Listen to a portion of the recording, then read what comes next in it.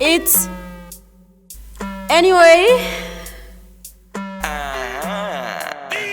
I think I wanna dip it and Ricky, put a head on my rippy. Olo asana sambe, I know you still got the drippy. He ain't calling your phone unless it's me here today. Anamuna uhule, I think I call them my bitches. Damuza kinta, you and I can issue. Don't listen to them, you and I got issues. Minadi waponya disi, that was a lie. Mwina zima wawandi menenda pose lie.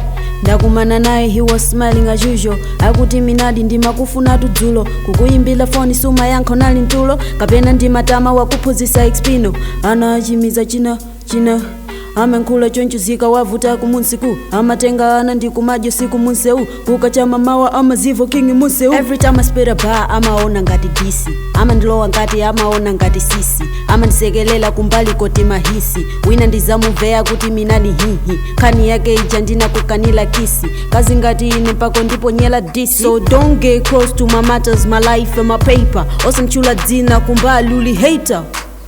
Hey hater, me never seen a talent in your wake, yeah. So don't judge me hard by my past, yeah. Aha, let them say all the trash in the globes in their hearts. Man, I'm the best, my bars are high. Man, I love with the bars and my horse put aside all the good deeds and the fight with the tongue. You remember all it is a hit. Aipanga soli mix it. Ankafuna tipange ubwezi. Tawakana ati decide and get me, then test me.